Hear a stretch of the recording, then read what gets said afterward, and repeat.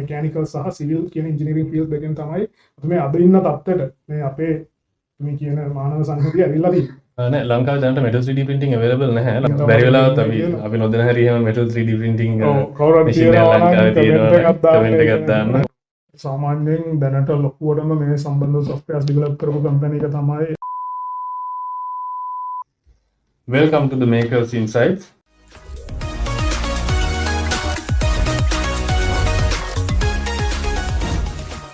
මේ පොඩ්කාස්ට් එක කරන්න අපේ ප්‍රධානම රීසන් එක තමයි ඉන්ජිනියරිං ටෙක්නොලොජීස් ගැන අපේ ශ්‍රී ලංකන් කමියුනිටි එක ඔඩියන්ස් එක ඇතුලේ කමියුනිටි එක ඇතුලේ අවයර්නස් එකක් ඇති කරන්න සහ ලංකාවේ සුළු පරිමාණ ව්‍යාපාර කරගෙන යන අයට ඒගොල්ලොන්ගේ ව්‍යාපාර දියුණු කරගන්න සහ ඒගොල්ලොන්ගේ ප්‍රොඩක්ෂන් ඉම්ප්‍රූව් කරගන්න ප්‍රොඩක්ෂන් ක්වොලිටි එක සහ ප්‍රොඩක්ෂන් කැපැසිටිස් ඉම්ප්‍රූව් කරගන්න ඇප්ලයි කරගන්න පුළුවන් ටෙක්නොලොජීස් මොනවද කවුද ලංකාවෙන රිසෝස් පර්සන්ස්ලා ඒගොල්ලොන් කොහොමද හොයාගන්නේ ලංකාවේ තියෙන රිසර්ච් ඉන්ස්ටිටියුට්ස් මොනවද ඒගොල්ලොන්ගේ ප්‍රොඩක්ට් ඩිසයිනින් සහ මැනුෆැක්චරින් සහ අපි හිතමු මාකට් එකට කරන කන්සියුමර් ප්‍රොඩක්ට් මැනුෆැක්චරින් වගේ දේවල් වලදී කවුද ලංකාවේ ඒගොල්ලොන්ට සපෝට් කරගන්න පුළුවන් එකතු කරගන්න පුළුවන් පාටිස් පාර්ශවයන් කවුද කියන දේවල් ඒ වගේ දේවල් කතා කරන්න තමයි අපේ මේ Makers Insights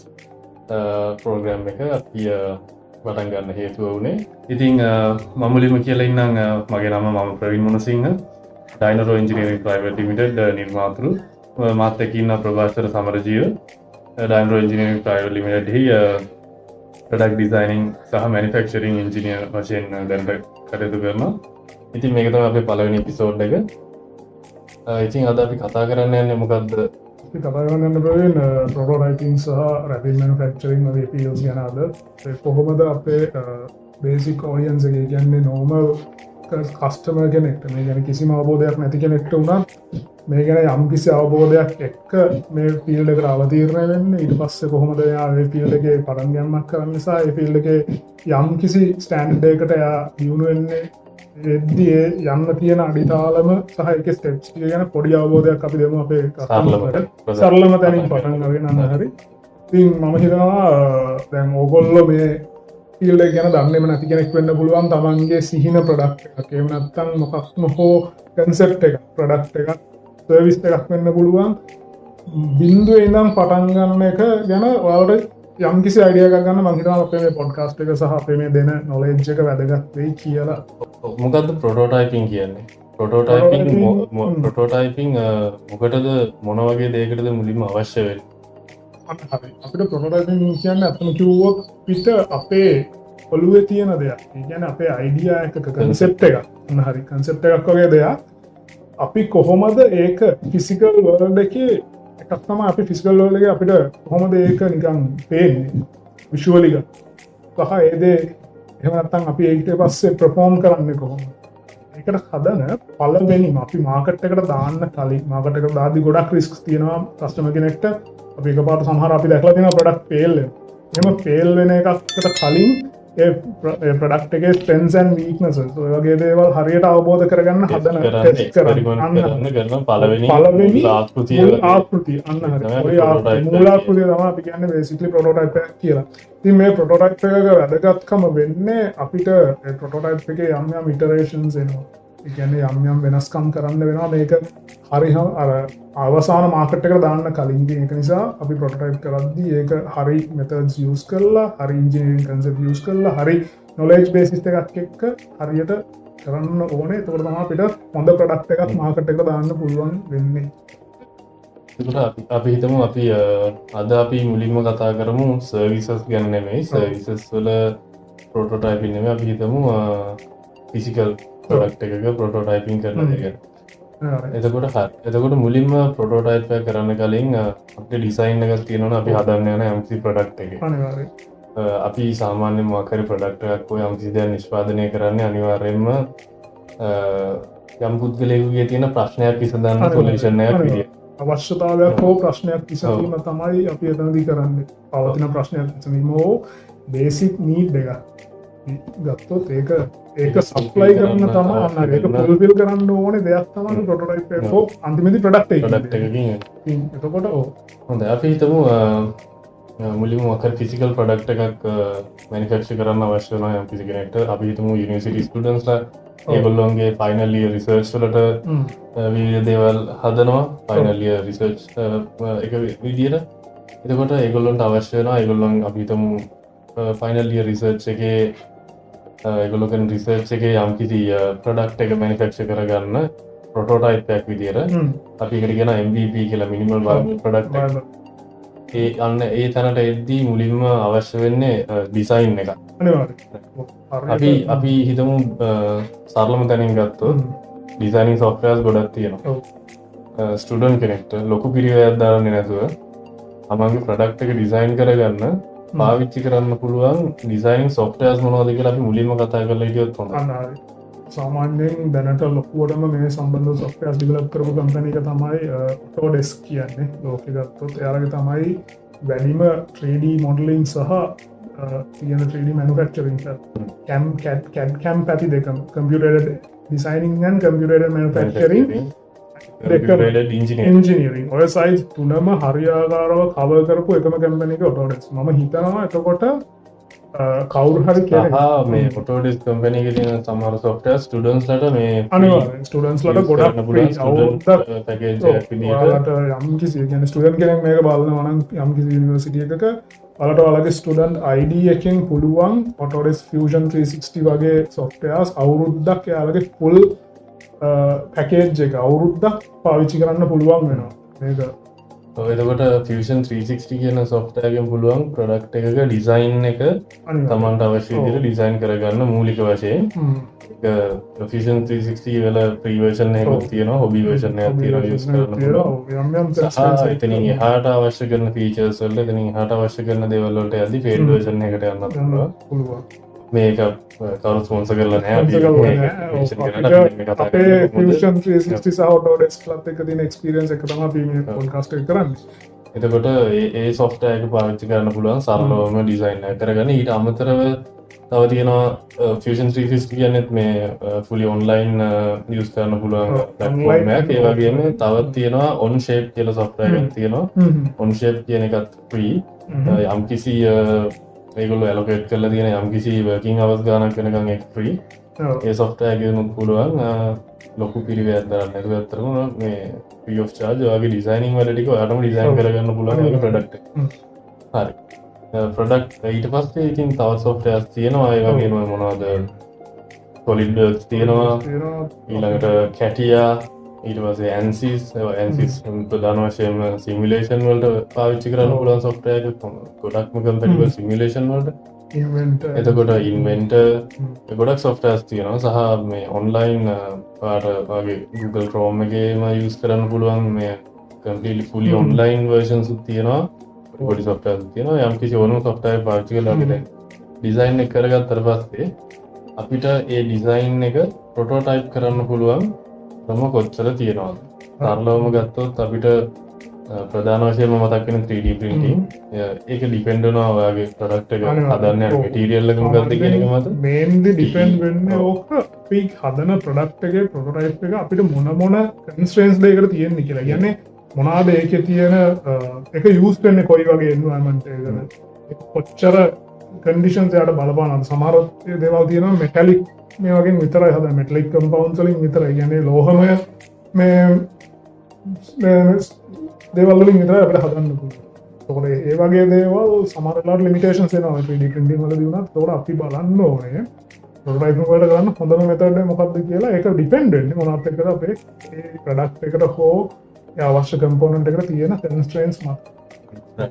එතකොට ප්‍රධාන වශයෙන්ම ඉතාම බේසික්ම ලෙවල් එකෙන් අපි පටන් ගත්තොත් 3D printing තියෙනවා. ඊට පස්සේ metal වලින් යම් කිසි දෙයක් manufacture කරන්න ඕන නම් ඉතින් laser cutting ඔය වගේ technologies පාවිච්චි කරන්න පුළුවන්. අපි අද session එකේ අපි මුලින්ම කතා කරලමු 3D printing ගැන. 3D printing වලත් තියෙනවා categories කීපයක්. ඔයාගේ product එකට අවශ්‍ය කරන surface quality එක, ඒකේ තියෙන්න ඕන material properties, කියන්නේ product එකේ properties, අනුව අපිට පාවිච්චි කරන්න වෙන යුස් කරන්න වෙන 3D printing මෙතඩ් එක වෙනස් වෙනවා සහ මටීරියල් වේරියේෂන් එක අපි මුලින්ම කතා කරලෙමු 3D printing ගැන අද අපි කතා කරන නිසා 3D printing වල තියෙන ප්‍රධානම කැටගරීස් ටික මොනවද? පින්ටිං වල මේන්ලි තියෙන්නේ ගත්ත පේන ප්‍රසින් පින්ටිං සහ ෆිලමන්ට් පින්ටිං කියන දෙක තමයි ප්ලාස්ටික්ස් වලට මේන්ලි තියෙන්නේ. ඊට පස්සේ මෙටල් ගත්තොත් මෙටල් වල 3D printing වලට පවුඩර් මෙටල් 3D printing තියෙනවා. ඒක ලේසර් එකක් ඉන්වෝල්ව් වෙන. ඊට අමතරව සෙරමික් තියෙනවා. සෙරමික් කම්පවුන්ඩ්ස් වලට. අනේ ඔය ගත්තොත් මැටීරියල් වයිස් සහ අර ගත්තොත් මෙතඩොලොජි එකෙන් ගත්තොත් 3D printing වල තියෙන වෙනස් ක්‍රම කිහිපයක් හතරක් වගේ තමයි. ඒ වගේ තව ඩෙප්ත් එකක් තියෙනවා. සාමාන්‍යයෙන් ප්‍රධාන වශයෙන්ම දැන් ෆිලමන්ට් එකක් පාවිච්චි කරලා කරන 3D printing method එකේදී අපි මේ සෙෂන් එක යන ගමන් ඒවට අදාළ වීඩියෝ ක්ලිප්ස් ටිකකුත් ප්ලේ කරමු සයිඩ් එකෙන් බලාගන්න පුළුවන් වෙන. අපි ඒකට කොමන්ලි කියන්නේ FDM කියලා. ඔව්. එතකොට FDM printing වලදී යූස් වෙන්නේ ප්ලාස්ටික් ෆිලමන්ට් එකක්. ඒක නූලක් වගේ ෆිලමන්ට් එකක්. ඒක මෙල්ට් කරලා අපිට අවශ්‍ය කරන ෂේප් එකට අනුව print කරන එක තමයි අපි මේ කතා කරන අතර වීඩියෝ එකක් ප්ලේ කරමු. මේකට අදාළව කොහොමද ඒක වෙන්නේ කියන එක. ඊට පස්සේ resin based liquid based 3D printing වලදී අපි ඒකට කියන්නේ epoxy type resin එක. UV curing resin එක. එතකොට ඒක completely liquid එක. liquid එකකින් තමයි ඔයගේ product එකේ shape එක manufacture කරලා ගන්න පුළුවන්. එතකොට ඊළඟට ආයෙ තියෙන powder based 3D printing වලදී plastics වෙන්න පුළුවන්, metal වෙන්න පුළුවන්. mainlyම තියෙනවා binder jetting සහ SLS methods. SLS කියන්නේ selective laser sintering කියන එක. laser එකක් පාවිච්චි කරලා මේ අදාළ plastic powder එක හෝ නැත්නම් metal powder එක melt කරලා ඒ shape එක හදන එක. එතකොට ඒත් එක්කම අපිට ඊළඟට මෙටල් ගැන අපි කතා කරොත් මෙටල් printing ගැන ඊට පස්සේ තියෙනවා මට එච්චර ටච් වෙච්ච නැති ෆීල්ඩ් එකක් වෙමින් ceramic 3D printing. මම හිතනවා වඩා හොඳ අවබෝධයක් තියෙනවා ceramic 3D printing ගැන. ceramic 3D printing උත් ඒ හා සමානව යන මෙතඩ් එකක් තියෙන්නේ. හැබැයි ලේසර් එකක් පාවිච්චි වෙන්නේ නැහැ එතනදී. එතනදී පාවිච්චි වෙන්නේ glue එක. ගම් එකක්. එතකොට අර කලින් මෙටල් 3D printing වලදී මෙටල් පවුඩර් එක වෙනකොට මෙතන සෙරමික් පවුඩර් එකක් යූස් වෙනවා. සෙරමික් පවුඩර් එක layer by layer එකට එකක් අපි attach කරන්න යූස් කරන්නේ glue layer එක. කොහොමද glue එක apply වෙන්නේ? ඉතාලම සරල විදිහට කිව්වොත් ඔයගොල්ලෝ දන්නවා ඇති කොහොමද සාමාන්‍ය අපි කොලයක print කරනකොට කොහොමද පාවිච්චි කරන method එක. එතන තියෙනවා මේ ink cartridge එකක් තියෙනවා. ඒ cartridge එක pixel by pixel line by line යාගේ තියෙන මේ ඉංක එක ස්ප්‍රේ කරගෙන යනවා. අන්න ඒ වගේම මෙතනදී ඉංක එකක් නෙමෙයි කෙලිම glue එකක් ස්ප්‍රේ වෙන්නේ. ඊට පස්සේ එක layer එකක් එක line එකක් glue එක ස්ප්‍රේ කරාට පස්සේ ඊළඟ layer එකේ තියෙන shape එකට අනුව ආපහු glue එකක් apply වෙනවා. එතකොට ඊළඟ glue එකට කලින් පවුඩර් ලේයර් එක ඇප්ලයි වෙනවා මැෂින් එකෙන් ඔටෝමැටිකලි. එතකොට සෙරමික් පවුඩර් ලේයර් එක තාම සියුම් පවුඩර් ලේයර් එකක්. සරලව ගත්තොත් මිලිමීටර 0.1 මයික්‍රෝමීටර් රේන්ජ් එකේ යන පවුඩර් එකක් තමයි තියෙන්නේ. ඒ විදිහට ඇප්ලයි කරලා ඊට පස්සේ glue layer by layers එහෙම ඇප්ලයි කරලා හැදෙනවා ඔයාට ඔයගේ සෙරමික් ප්‍රොඩක්ට් එකේ shape එක. හැබැයි අන්න ඒකට අවශ්‍ය වෙන ස්ට්‍රෙන්ත් එක නෑ. හැබැයි ඊට පස්සේ තියෙනවා පොඩි ආෆ්ටර් ප්‍රොසෙස් එකක් කරන්න තියෙනවා. ඒ විදිහට print කරලා හදපු වගේ ප්‍රොඩක්ට් එක ඔයාගේ shape එක sintering method එක සාමාන්‍ය සෙරමික් ප්‍රොඩක්ට් එකකට කරනවා වගේ මේක oven එක දාලා අදාළ සෙරමික් මැටීරියල් එකට අදාළ ටෙම්පරේචර් එකට හීට් කරලා කියෝ කරලා ගන්න ඕනේ. එතකොට තමයි ඒකේ ඉන්ටර්නල් මැටීරියල් ප්‍රොපර්ටිස් ටික හරියට හැදෙන්නේ සහ මේ අර ලේයර්ස් අතර තියෙන බොන්ඩ් එක හරියට හැදිලා අවශ්‍ය ස්ට්‍රෙන්ත් එක එන්නේ ප්‍රොඩක්ට් එකේ. එහෙම මේ සෙකන්ඩ් ප්‍රොසෙස් එකෙන් පස්සේ තමයි. ඔව්. ඒකෝල අපි සින්ටරින් කියන්නේ අතන කිව්වොත් ඔයාලට යම් ප්‍රශ්න ඇති. අපි මේ කතා කරන වචනවල කම්ප්ලෙක්සිටි එක ගැන. එහෙම සින්ටරින් කියලා කියන්නේ අපි මැටීරියල් එකට තියෙන හැම වෙලේම අපි දන්නවා මෙල්ටිං පොයින්ට් එකක් කියලා දෙනවා. මෙල්ටිං පොයින්ට් එකේදී කලින් මැටීරියල් එයාගේ අණු දෙකක් අතර බන්ධන හදන අවස්ථාවක් එනවා. ඒකට මැටීරියල් එක මෙල්ටිං පොයින්ට් එකට එන්න ඕනේ නැහැ. ඒ ඇවිල්ලා හරියටම කිව්වොත් එයාගේ මෙල්ටිං පොයින්ට් එකෙන් 180ක ටෙම්පරේචර් එකකදී එයා ඒ යම් එයාගේ ළඟ තියෙන අනුත් එක්ක එයා බන්ධන ඇති කරගන්න. ඔය ප්‍රොසෙස් එකට තමයි අපි කියන්නේ සින්ටරින් කියලා. අපි කරන්නේ එතකොට මැටීරියල් එක මෙල්ටිං පොයින්ට් එකට කලින් ඒ ගානට රත් කරලා ආයේ අපි ස්ලෝලි කූල් වෙන්න තියෙනවා අනීලින් ප්‍රොසෙස් එකක් කියලා කියනවා අපි ඒකට. ඒක තමයි අපේ සින්ටරින් කියලා කියන්නේ. කියන්නේ සෙල්සියස් කියන්නේ අපි සෙල්සියස් අංශක 100ක් නම් මෙල්ටිං පොයින්ට් එකේ මැටීරියල් එක අපි සෙල්සියස් අංශක 80කට ඒක රත් කරලා ආයේ අපි ස්ලෝලි කූල් වෙන්න තියෙනවා. ඒක තමයි සාමාන්‍යයෙන් ඔයාලට ප්‍රශ්න එන්න පුළුවන් අපි මේ කතා කරන වචනවල පොඩ්ඩක් බර වැඩි ගතිය. ඒකින්ද අපිවත් ක්ලියර් කරගෙන යමු.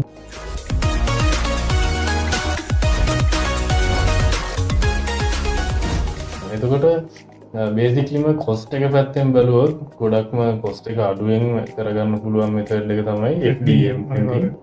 ඊට පස්සේ ඊට වඩා පොඩ්ඩක් ස්ලයිට්ලි කොස්ට් එක පොඩ්ඩක් වැඩි රෙසින් printing වලදී. මොකද රෙසින් එකේ ප්‍රයිස් එක වැඩි නිසා. ඒකට එහෙම බැලුවොත් බේසිකලිම යූස් කරන්න පුළුවන් තරලම මෙතඩ් එක FDM printing. FDM printing ගැන අපි පොඩ්ඩක් කතා කරමු. FDM printing වල තියෙන ඇඩ්වාන්ටේජස් මොනවද, ඩිස්ඇඩ්වාන්ටේජස් මොනවද? ලංකාවේ මේ ටෙක්නොලොජිස් අවේලබල්ද? ලංකාවේ අවේලබල් මොන වගේ මැටීරියල්ස්ද? මොන වගේ කම්පැනිස් වල මැෂින්ස්ද තියෙන්නේ කියන එක අපි කතා කරමු. අපි මුලින්ම කතා කරලෙමු ඇඩ්වාන්ටේජස් and disadvantages. අපි ඒක කම්පෙයාර් කරලා බලමු රෙසින් printing එක.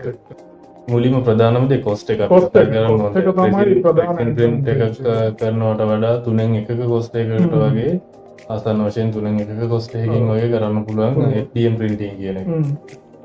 සහ ඒ වගේම කොස්ට් එක පැත්තෙන් අඩුයි.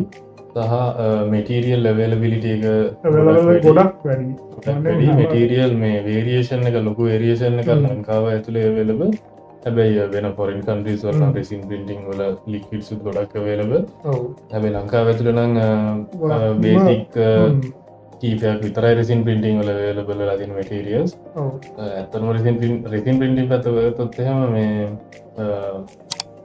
ගොඩාක්ම මැටීරියල් ප්‍රොපර්ටිස් ගැන සැලකිලිමත් වෙන කට්ටියට ඒක ඉතාම වැදගත් වෙනවා. ලොකු වේරියේෂන් එකක් තියෙනවා ලංකාවේ අවේලබල් නැති වුණාට. හැබැයි FDM printing වලම තමයි ගොඩක්ම මෙහි අවේලබල් ලෝකලි. කොට ඒ වගේම මේ මැෂින් එකක් පර්චේස් කරලාම තමන්ගේ වැඩේ කරගන්න යනවා නම් රෙසින් print එකකට වඩා FDM print එකක් පටන් ගන්න හොබි ලෙවල් මැෂින් එක විදිහට ගොඩකට එන්ට වෙන්න හොඳම මම රෙකමන්ඩ් කරන්නේ රෙසින් print එකක් නෙවෙයි අපි FDM print එකක්. FDM එකෙත් අපිට එක එක variations තියෙනවා, models තියෙනවා, එක එක company selling තියෙනවා, එක එක print එක ගහන සාමාන්‍යයෙන් අපි ගත්තොත් සාමාන්‍යයෙන් මම හිතන්නේ අපි ඒකෙන් ගත්තොත් ඇඩ්වාන්ටේජ් එක තමයි cost එක වාසිය විදිහට. ඊට අමතරව මේකේ ගොඩක් කම්පලෙක්ස් නෑ රෙසින් අපි ගත්තොත් FDM ගොඩක් කම්පලෙක්ස් නෑ. ඕපන් එන්වයරන්මන්ට් එකකුණත් කරන්න පුළුවන්. පාවිච්චි කරන්න පුළුවන්. ඒ වගේම මේ රෙසින් printing වලට use කරන රෙසින් එකක් එක්ක කම්පෙයාර් කරලා බැලුවම toxicity එක කියන්නේ විෂ වෙන්න පුළුවන් රෙසින්ස්. PLA වගේ කියන්නේ ප්ලාස්ටික්ස් වල මොකද ඒක solidified ප්ලාස්ටික් එකක රෝලක් විදිහට තමයි ෆෝම් වෙලා ඉන්නේ.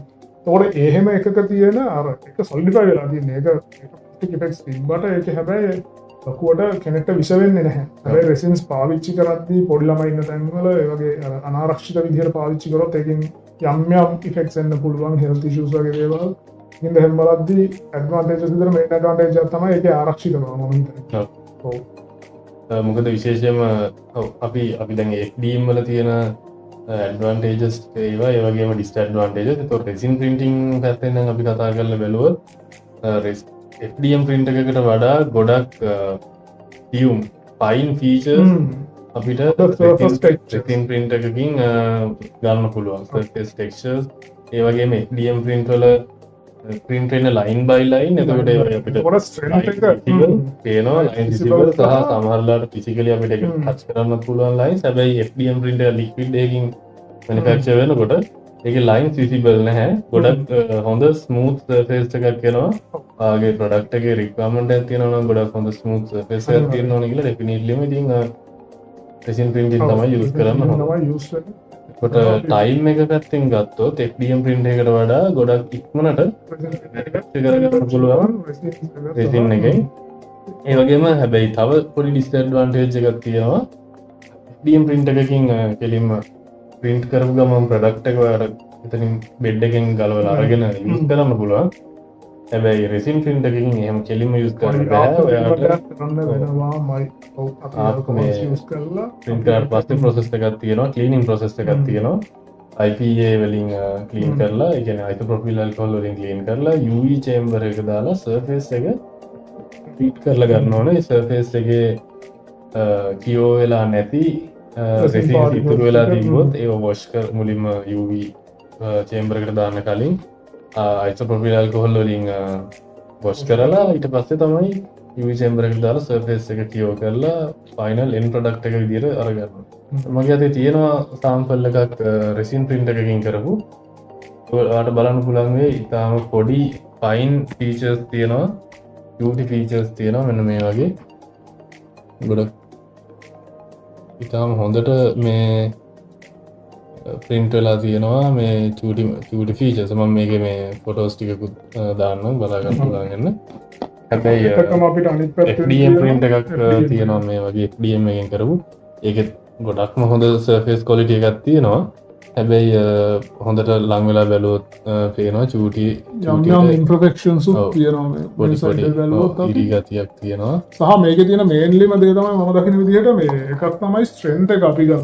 මේකේ FDM වලදී මේකේ strength අපේ grain growth එක තියෙන්නේ මෙන්න මෙහෙම longitudinal wise. ඒ කියන්නේ හරහා. හැබැයි අපිට මේක height wise අපේ කිසිම grain growth එකක් grain structure එකක්වත් design වෙලා නැහැ. හේතුව එයාගේ melt වෙලා වැටිලා ඒ වැටිච්ච material එක solidify වෙනවත් එක්ක.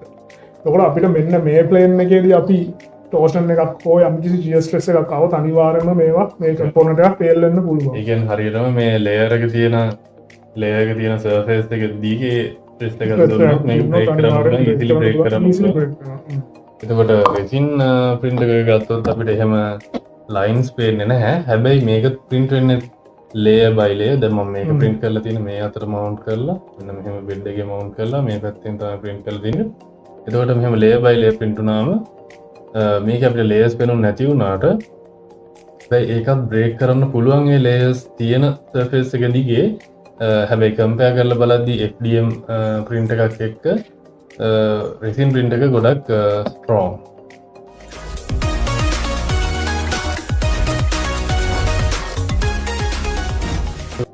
හැබැයි ඒ වගේම තියෙන තව පොඩි disadvantage එකක් තමයි materials ගොඩක් තියෙන මේ liquid resin material ගොඩක් toxic. එතකොට පාවිච්චි කරනකොට අපිට special equipments පාවිච්චි කරන්න වෙනවා. අපි එහෙම සරලව කතා කරොත් එහෙම අපිට mask එකක් පාවිච්චි කරන්න වෙනවා. මේකෙන් එන fume එක පුළුවන් තරම් අපි ඉන්න ඕනේ. අපේ environment එක well ventilated environment එකක්. යම්කිසි airflow එකක් FDMO resin print වෙන්න පුළුවන් well ventilated හොඳ ventilation තියෙන environment එකක තමයි machine එක තියෙන්න ඕනේ. මොකද FDM print එකක් වුණත් plastic එක heat වෙලා Celsius 200 ගානකට විතර heat කරලා තමයි අපි print කරන්නේ. එතකොට ඒකෙන diffuse වෙන්න පුළුවන්. fumes එළියට එනවා අපිට ඇහැට පෙනුනේ නැති වුණාට. සහ නහයට දැනෙන්න පුළුවන්, ඉරිටේට් වෙන්න පුළුවන් නහය. ඉතින් ඒ වගේ හින්දා හොඳම දේ තමයි ස්පෙෂලිම ස්කින් ඉරිටේෂන්ස් එන්න පුළුවන්.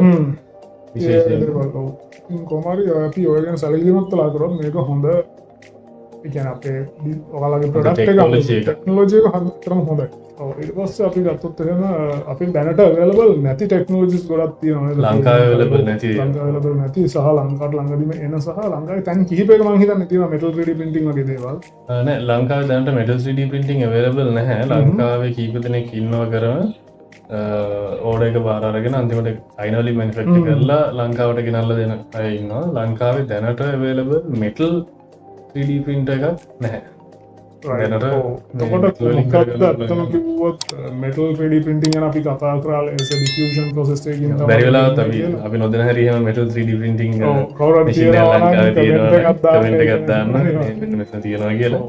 මොකද අපි දැනුවත්ව අපිට ටෙක්නොලොජි එක තියෙනවා කියලා අපිට පුළුවන් අපේ ඉතුරු අපේ ඔඩියන්ස් එකට කියන්න පුළුවන්. ඔක දැනුම බෙදා ගන්න තමයි ප්‍රෝග්‍රෑම් එක කරන්නේ. කම්පොනන්ට් එකක ප්‍රොටෝටයිප් ඩිසයින් එකක් ඔයාලට කරගන්න ඕන නම් එතකොට අපිට ඒගොල්ලොම සම්බන්ධ කරලා අනිවාර්යයෙන්ම කරගන්න පුළුවන්. ඒ නෙට්වර්ක් එක හදන එක තමයි අපේ එක ඔබ්ජෙක්ටිව් එකක් අතම කිව්වොත්. ඉතින් මම හිතන්නේ එතකොට ගත්තොත් මොකක්ද මෙටල් 3D පින්ටිං වල තියෙන ප්‍රධානම අපි කිව්වොත් ඇඩ්වාන්ටේජස් සහ ඩිස්ඇඩ්වාන්ටේජස් මොනවද? මේ කොස්ට් එක මම හිතන්නේ. කොස්ට් එක ගැන බැලුවොත් ඇත්තටම මෙටල් 3D printing use කරන්නේ ගොඩක්ම high precision හැබැයි CNC ඕ නැත්තං වෙනත් මිලිං එහෙම නැත්තං ලේතිං මෙතඩ් එකකින් මැනිෆැක්චර් කරන්න බැරි ඒවගේම කාස්ටිං මෙතඩ් එකකින් මැනිෆැක්චර් කරන්න බැරි තරම් කම්පලෙක්ස් ඉතාම කුඩා ෆීචර්ස් තියෙන යම්කිසි දෙයක් අපිට මැනිෆැක්චර් කරගන්න හිඩන් ඉන්ටර්නල් ප්‍රොෆයිල්ස් තියෙන ෆීචර්ස් තියෙන ප්‍රඩක්ට ඔය යම්කිසිමක් පාට මැනිෆැක්චර් කරගන්න ඕන ගන්න ඒ වගේ දෙකට තමයි ප්‍රධාන වශයෙන්ම මෙටල් 3D printing යුස් වෙන්නේ ගොඩක්ම එයාක්‍රාෆ්ට් ඉන්ජිනීරිං ෆීල්ඩ් එකේ යුස් වෙනවා මෙටල් 3D printing එතකොට ඒරෝස්පේස් කම්පෝනන්ට්ස් වලට ඒ වගේ දේවල් වලට පාවිච්චි වෙනවා ඒ වගේම ඔයගොල්ලෝ දන්නවා ඇති ෆෝමියුලා රේසිං එතකොට ෆෝමියුලා රේසිං ටීම්ස් ඒගොල්ලොන්ගේ ගොඩක් කාස් වල කම්පෝනන්ට්ස් කස්ටම් මැනුෆැක්චර්ඩ් කම්පෝනන්ට්ස් තියෙන්නේ ඒ වගේ කස්ටම් මේඩ් කම්පෝනන්ට්ස් හදනකොට ඒගොල්ලෝ මෙටල් 3D printing පාවිච්චි කරනවා විවිධ ඇලොයිස් වර්ග පාවිච්චි කරනවා එතකොට අපි ගත්තොත් එහෙම සාමාන්‍යයෙන් අපිට කතා කරන බැරිච්ච දෙයක් තමයි කොස්ට් එක ගොඩක් වැඩි ගොඩක් වැඩි වෙන්න හේතුව තමයි ඒ මෙටීරියල්ස් ස්පෙෂලි යූස් කරන ඇලොයි පවුඩර් මෙටීරියල්ස් ගොඩක්ම කොස්ට් එකෙන් වැඩි ඒ වගේම මැනුෆැක්චරින් වලට යූස් කරන මැෂින් එක ඉතාම කොස්ට් එකෙන් වැඩි මැෂින් එක අපි සම කොච්චර විතර කොස්ට් එකක් යනවද මැෂින් එකක් අපි කවුරු හරි මෙහෙට පර්චේස් කරනවා බේසික් ලෙවල් මැෂින් එකක් ප්‍රයිස් එක ස්ටාර්ට් වෙනවා සාමාන්‍යයෙන් කෝටි එක හමාරක් අතර වගේ ගානකින් බේසික් මැෂින් එක හොඳ ෆීචර්ස් තියෙන මේ හැබැයි බේසික් ලෙවල් මැෂින් එකක් ඒ වගේ ප්‍රයිස් එකකින් ස්ටාර්ට් වෙනවා